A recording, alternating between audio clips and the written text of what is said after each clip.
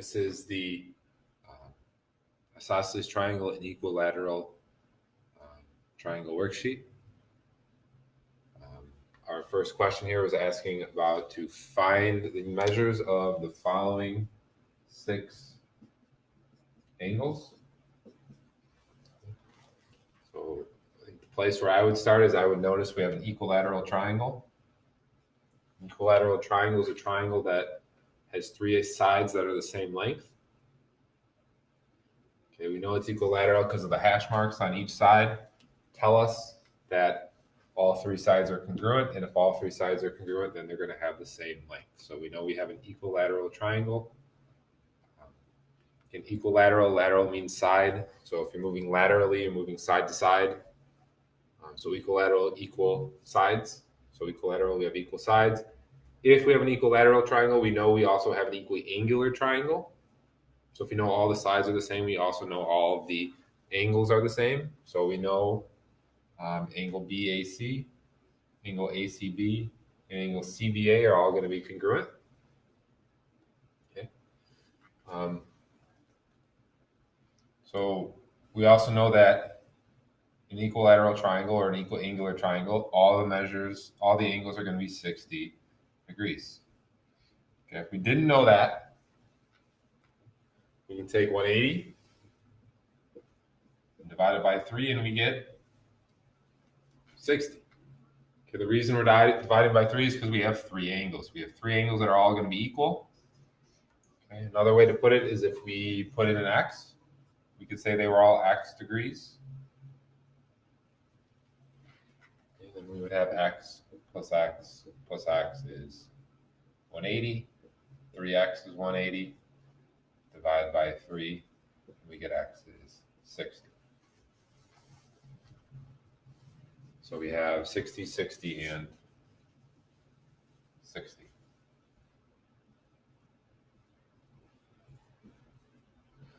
The other thing I would notice is that we have an isosceles triangle here. So 2 sides are congruent. Okay, if we have an isosceles triangle, the isosceles triangle theorem will tell us that the 2 angles opposite of our congruent sides are also going to be congruent. So we know angle DCE and angle DEC are going to be congruent. So again, if you wanted to label these x, we could certainly do that. Then we could do x plus 50 equals 180. Right? Because the triangle sum theorem tells us that the 3 angles of a triangle add up to 180. So we get 2x plus 50. Subtract 50 from both sides. 2x is going to equal 130. Divide by 2. X is going to be 65. Okay, the other way we could have done it, you could recognize we have one of the angles 50, so we could do 180 minus 50, which gives us 130, and then we just divide by 2 because we only have 2 more angles left that are going to be congruent. Okay, so that gives us 65 and 65. So we can fill in what we have so far. So BCA was 60 degrees, and DCE is 65 degrees. Next, they're asking for DEF, which is this exterior angle. So we have 2 ways to find the measure of DEF. The first is we notice that these 2 are a linear pair. Angle DEF and angle DEC are a linear pair. We know linear pairs add up to 180 degrees. So we can do 180 minus 65, which would give us 115. The other way we could have done it is we could have used the exterior angle theorem. The exterior angle theorem says the exterior angle for the triangle is the measure of the exterior angle is going to equal the measure of the 2 opposite interior angles added together. So we could have done the measure of angle DEF. Our exterior angle is equal to 50 plus 65. So the measure of angle DEF would have been 115, or is 115. So either way, using the linear pair or using the the exterior angle theorem will give us 115. BCD is this angle right here. Okay, we notice that we have a line or a straight angle. So ACE is a straight angle. So we know that this right here is 180 degrees. So we have one angle, two angles, three angles. So if we add all three of these angles up, we should get the same as the straight angle, which is 180 degrees. We know this is 60. We know this is 65. We're uncertain of what this one is. Okay, so our first one is 65. So 65 plus the measure of angle BCD plus 60 degrees is going to give us 180. 65 and 60 is 125 plus the measure of angle BCD. Subtract 125. The measure of angle BCD is 55.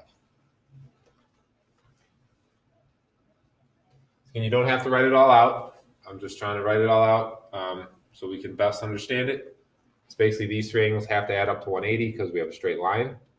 So we can do 180 minus 60 minus 65, and that will give us 55. So 55. We want angle BAG, which is right here. And again, we have the same two options we had for angle DEF. Okay, our options are a linear pair, so 120 minus 60, or 180, 180 minus 60, they're supplementary, which is going to give us 120. Or we can use the exterior angle theorem. We would do 60 plus 60, which gives us 120. So the measure of angle BAG is 120. And then GAH, again, we have a couple of options. We can do a linear pair with angle BAG, or we can do vertical angles with angle BAC. And we know vertical angles are congruent, so this is also going to be 60 degrees. Okay. Question 2. The bottom is asking, is every equilateral triangle isosceles? So if we draw an equilateral triangle, okay, that would be the first thing I would do when I read that question. Okay, if I didn't know the answer right away, is I would have drawn it. So I have drawn an equilateral triangle. It has three congruent sides. Okay, an isosceles triangle has two sides that are the same length. So does our equilateral triangle have two sides that are the same length? Yes, it does. Okay. Second part is asking, is every isosceles triangle equilateral? Okay, we can draw an isosceles triangle where three sides are not all congruent. So the answer to that one is going to be no. Clearly, this is equilateral. Therefore, it's also going to be isosceles. But just because we have an isosceles triangle doesn't mean we're going to have an equilateral triangle. So yes and then no. This is going to be a long video. I'm kind of regretting doing it, but we're going to see it through. Okay, so 3 through 8.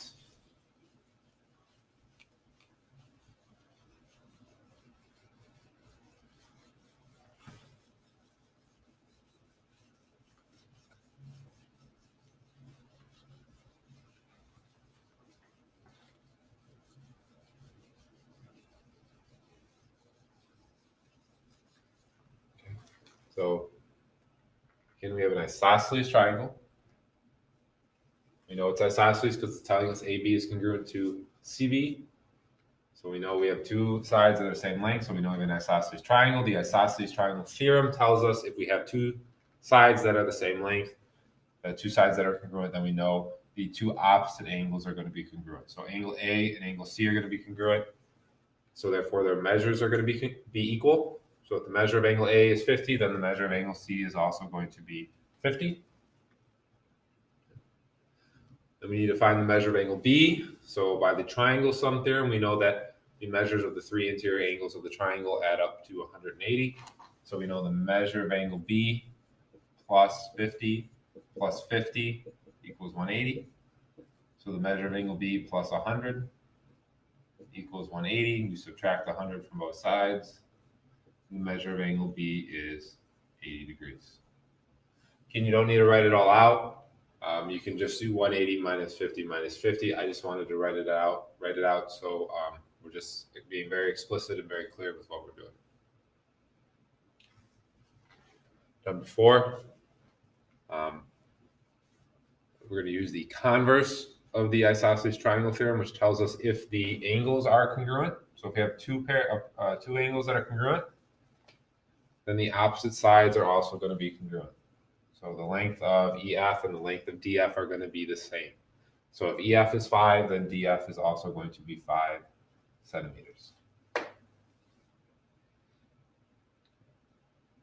Number 5, so we just already talked about this with number 1, and we have an equilateral triangle. So if you have an equilateral triangle, it's also going to be equiangular, meaning all the angles are the same. So the only possibility we have is 60, 60, 60, and we got that by doing 180 divided by 3. If it was 61, 61, and 61, we would obviously be over. We've had 183, which is not possible because the 3 angles have to add up to 180. If we tried any less, 59, we would be at 177. So the only possibility we have is 60. Okay. Number 6, here's our 2 congruent sides. So our opposite angles are going to be congruent. So 46 degrees and x degrees should be the same. So we know x is going to be 46. These 2 angles are congruent. Okay, and then we can do 46 plus 46 plus y is 180, and that's the triangle sum theorem. So we have 92 plus y is 180, and then we get y equals 88 when we subtract 92 from both sides. 7, we look for our congruent sides. We're not going to say y is 40, okay, because we have to look at the opposite sides of our 2 congruent sides, or the opposite angles from the 2 congruent sides.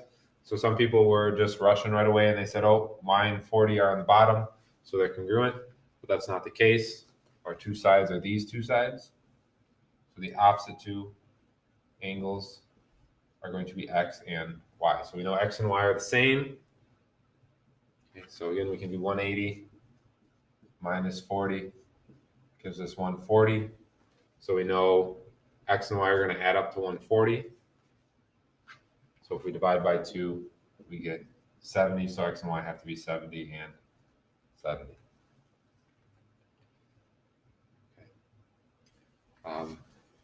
Just in case this doesn't make sense, so it's x. These 2 angles are congruent. Instead of saying y, we can say x.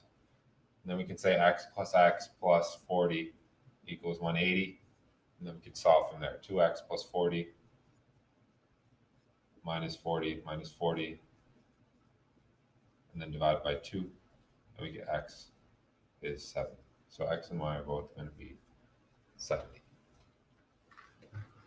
Number 8, similar thing. So here's our 2 congruent sides. So our opposite angles are going to be congruent. So y is going to be 63.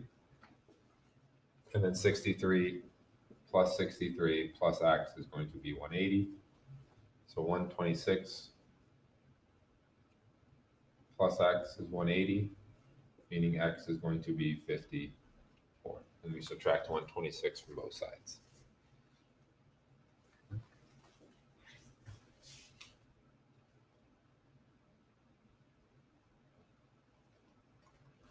So we have the bottom 3. I think you can see them. We have the bottom 3 here. 9, 10, and 11.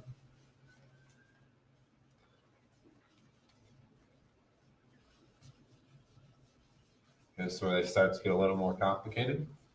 But as long as you know what you're talking about, shouldn't be too much trouble.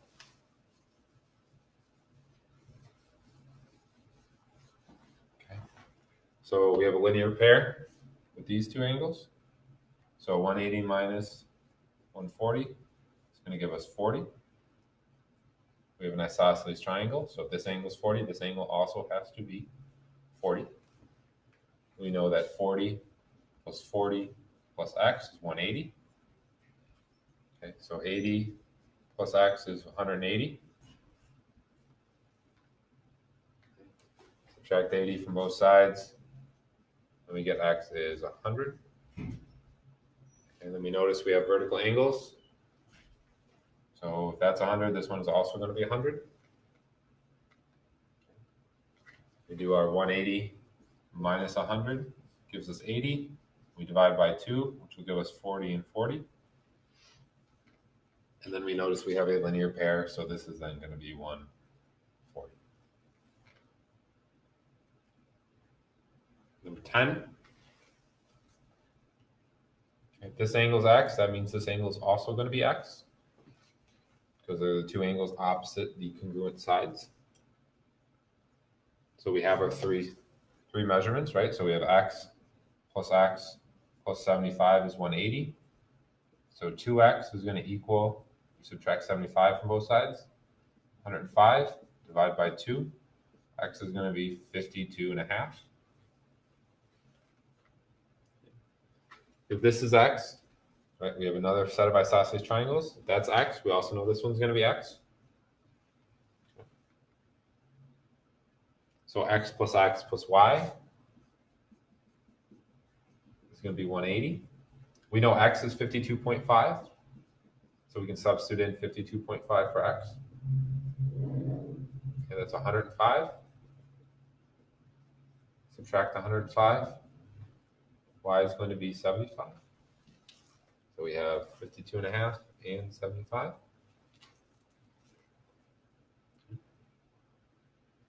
Number 11, right away, we notice an equilateral triangle. So just like number 5 and number 1, we know the sides of an equilateral triangle are going to be 60, 60, and 60. We also notice a right angle here. So a right angle is 90 degrees. So these two angles are going to add up to, 90 degrees. So 90 minus 60 gives us 30. We have an isosceles triangle. So if this angle is 30, this angle is also going to be 30. And then by the triangle sum theorem, 30 plus y is going to be 180. So we get 60 plus y is 180. And then y is going to be 120 degrees.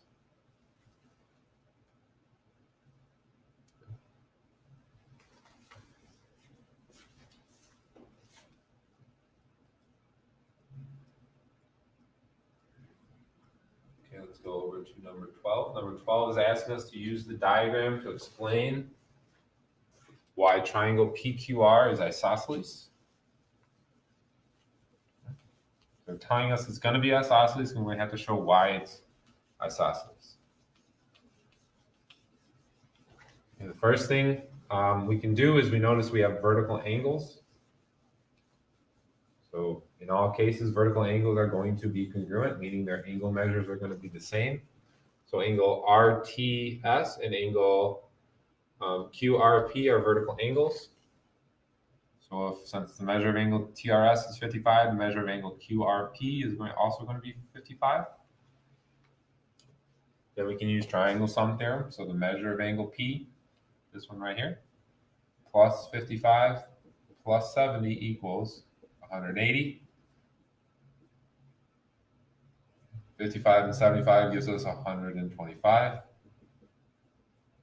So the measure of angle P is going to be 55.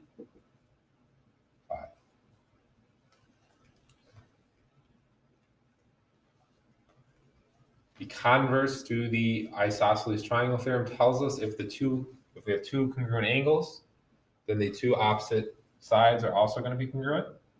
So we know PQ and RQ are congruent, and since they are congruent, it means they're the same length. So we know triangle PQR is going to be isosceles. So an isosceles triangle is a triangle that has two sides that have the same length. Okay, number 13. Again, we have an isosceles triangle. So if this is 55, this angle here is also going to be 55. X plus 55 plus 55 is 180. Okay, so x plus 110 is 180. So x is going to be 70. You notice we have vertical angles, so this is going to be 70 as well. We have an isosceles triangle, so that's y. This one is also y. So we have y plus 70 equals 180. So 2y is going to equal 110 divided by 2. Y is going to be 55.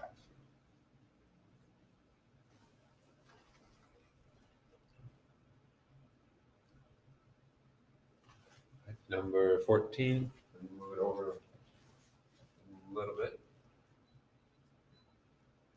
Number 14. Again, we have two isosceles triangles, so if this angle is 45, this one's going to be 45. If this one's y, this one's also going to be y. So again, two equations. 45 plus 45 plus x is 180. 90 plus x is 180. Minus 90. Minus 90. X is going to be 90 degrees. Then we have y plus 120. So 2y is going to equal 60. So y is going to be 30.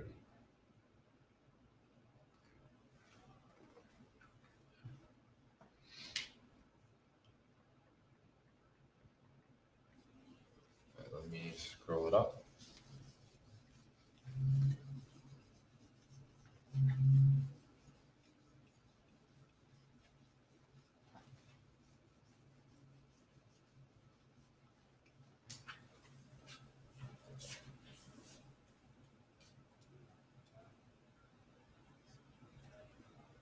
All right.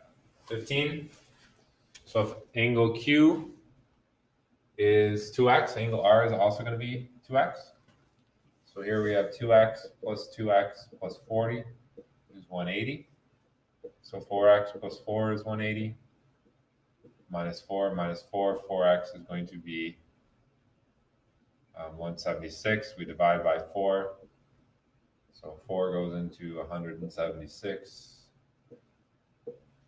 44 times. Okay, so x is going to be 44. 16, by the converse to the isosceles triangle theorem, if the two angles are congruent, we know that the two opposite sides are congruent. So we know 2x plus 6 is going to equal 3x minus 6. So we know x is going to be 12. The angle F is 6x, angle E is also going to be, well, they're all going to be 6x. Okay, but we do notice we have an equilateral triangle, so we know all the angles again are going to be 60, 60, and 60. So we know 6x has to equal 60. We divide by 6, and x is going to be 10. Number 18, we have a linear pair. So 180 minus 125 is going to give us 55. You notice we have an isosceles triangle. So if this angle is 55, this one is also going to be 55. Then we know 55 plus y is 180. So 110 plus y is 180. So y is going to be 70. Then z, we can either do a linear pair. So 180 minus 55 is going to be 125. We could have also done the exterior angle theorem. So the measure of angle z was going to be x plus y, so 55 plus 70, which will also give you 125. 19, equilateral. So we know 60, 60, and 60. Okay. We also have a right angle. So we know these two angles are going to add up to 90 because it's a right angle. So 90 minus 60 gives us 30. We know another right angle down here is 90. So 30 plus 90 plus m is 180. So m is going to be, this is going to add up to 120. 180 minus 120 is going to give us 60. So m is going to be 60. Okay, number 20, let's start with the inside triangle. So again, we have an isosceles triangle. We have a right angle. If this is n, we also know this is going to be n. So n plus 90 is 180. So 2n plus 90 is going to be 180. So we subtract 90 from both sides. 2n is going to be 90. Divide by 2, n is going to be 45. So we know we have 45 and 45.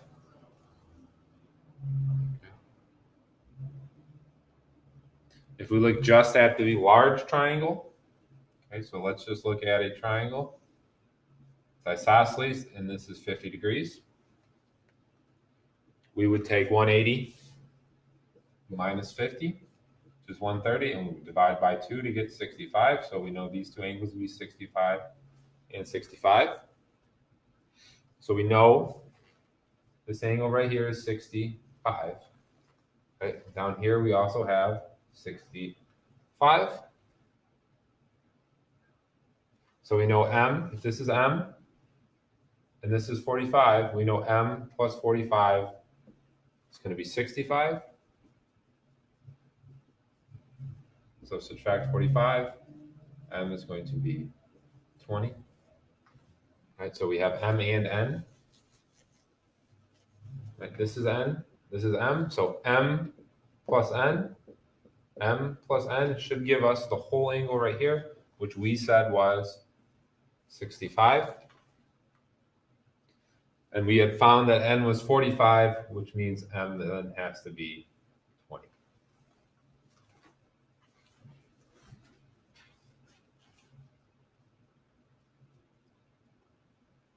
Okay, we got 4 more.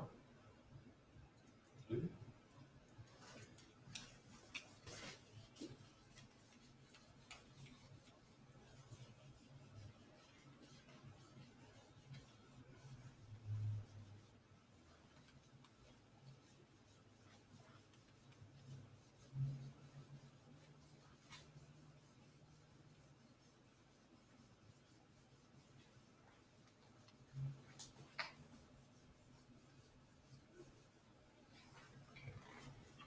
21. So 60 and 60 plus y, that's all going to add up to 180. So we know y is going to end up being 60. So we have an equal angular triangle. If it's equal angular, we also know it's going to be equilateral. So if this side is 4x, this side is going to be 4x, and this side is going to be 4x. 4x plus 4x plus 4x is going to be our perimeter, and it's telling us our perimeter is 54. So we add the 3 sides together, 4x, 4x, and 4x, and we get 54. Combine like terms, 12x is 54, divide by 12. X is going to be, goes in 4 times, 4.5 times. So we're going to end up with 9 over 2, I think. Yeah. So 54 over 12. 12 goes in 4 times, and we have 6 over 12 remaining. So 4.5, which is 9 over 2. Right, or we could divide each side by 6. Right, so if we have 54 over 12, divide the top and the bottom, the numerator and the denominator by 6, which gives us 9 over 2. Or just put it in the calculator and it'll tell you 4.5 or 9 over 2. No reason to get that wrong. Just plug it in the calculator. 22. Okay, again, we have an isosceles triangle. So if this angle R, the measure of angle R is 68, then the measure of angle S is also going to be 68. Wants us to find the measure of angle Q. So 68 plus 68 plus the measure of angle Q is going to be 180. 68 and 68 is going to be 136.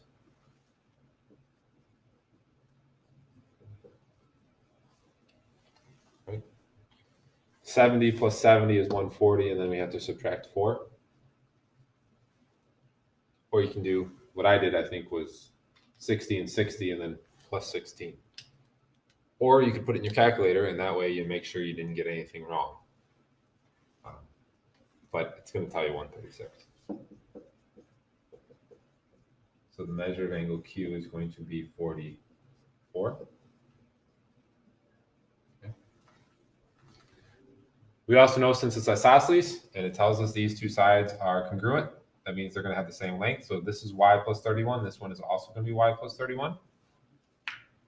It's telling us the perimeter is 344. So y plus 31 plus y plus 31 plus y is 344. So 3y plus 62 is 344. 3y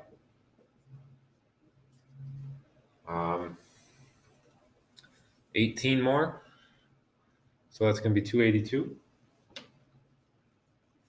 282. Divide by 3. 3 goes into 282. 9 times 3 is 27. 94 times. So y is going to be 94. They're asking for QR. So the distance between Q and R. So we have to substitute in for y. So 94 plus 31 is 95. So 125. 95 plus 30. 23, we notice we have a right angle, so that's 90. We also notice we have an isosceles triangle. So if this angle is 2x plus 3, this angle is also 2x plus 3. Okay, so 2x plus 3 plus 2x plus 3 plus 90 is going to be 180. So 4x, combine like terms, 96 is 180. So 4x is going to equal 86. Is that right? 2x plus 3 and 2x plus 3. So we have 4x plus 6. So 96 minus 96 gives us 84. Divided by 4. 4 goes into 80 20 times, so it's going to go into 84 21 times.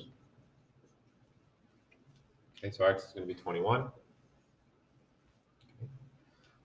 Can we notice 24? We have an equilateral triangle, so it's going to be 60, 60, and 60. So we know 4x is going to be 60. So divide by 4. X is going to be 15. Right? We know it's 4x. Okay. So we could say these are 4x and this is 4x, and then we could do 4x plus 4x plus 4x equals 180. Then 12x equals 180, and we could divide 180 by 12.